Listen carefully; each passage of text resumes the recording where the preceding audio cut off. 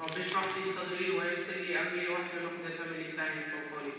السلام عليكم ورحمة الله وبركاته.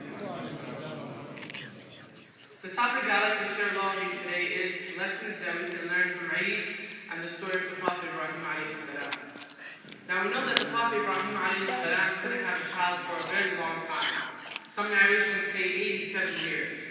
But the Prophet Ibrahim alayhi salam didn't complain. He had full hope in Allah subhanahu wa ta'ala. And he kept asking Allah subhanahu wa ta'ala for a child.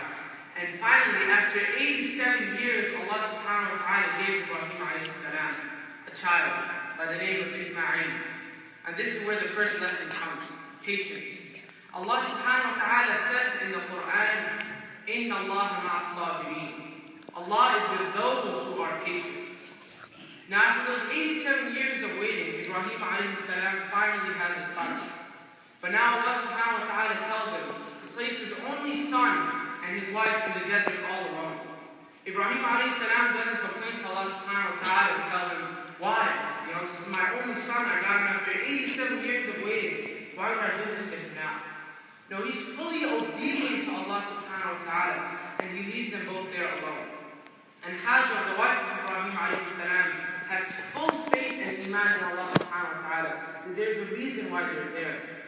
And although she asked Allah subhanahu wa ta'ala for help, she asked Allah subhanahu wa ta'ala to get them water, she put effort in her work. She ran back and forth between As-Safa and Al-Marwa to find water.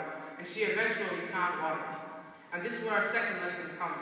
That whenever we are in need of help, we ask Allah subhanahu wa ta'ala for help, but we also put effort in our work.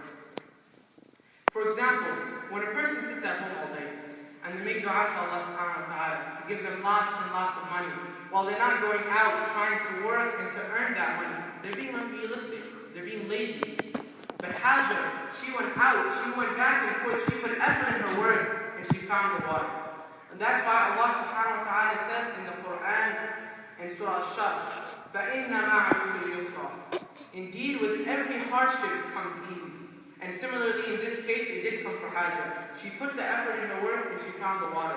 And because of what Hajar did that day, Hujjaj today run back and forth between As-Safa and Al-Marwa to commemorate what she did that day. Now, when some time passed by, Ismail alayhi salam grew a bit older. Allah subhanahu wa ta'ala gave Ibrahim alayhi salam another task, to sacrifice his only son. And again, Ibrahim alayhi salam, with full obedience, accepted the order of Allah subhanahu wa ta'ala. And so did his son Ismail alayhi salam. Subhanallah. This is why the story of Ibrahim alayhi salam is there. It's a reminder.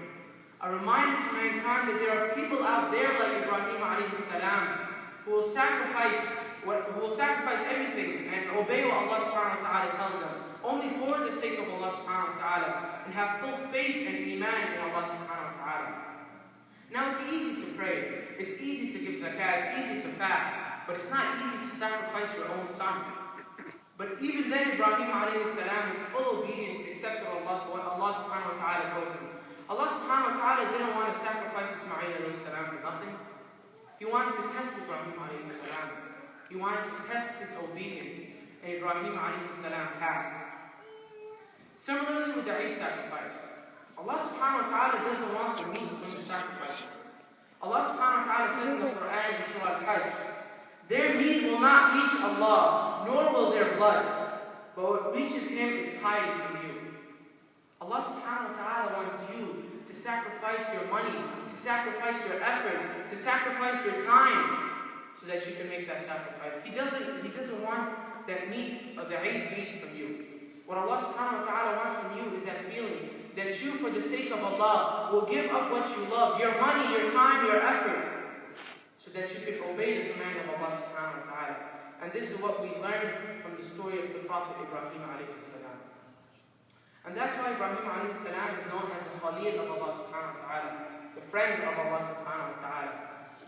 And that's why Allah subhanahu wa ta'ala says in the Quran about Ibrahim alayhi salam, Inna Ibrahim kana ummatan. Indeed, Ibrahim was a nation. And brothers and sisters, if we want to be successful, we must follow that nation. May Allah subhanahu wa ta'ala give us the tawfiq, and may He help us to follow in the righteous footsteps of our beloved Prophet Ibrahim alayhi salam. Ameen. Assalamu alaikum wa rahmatullahi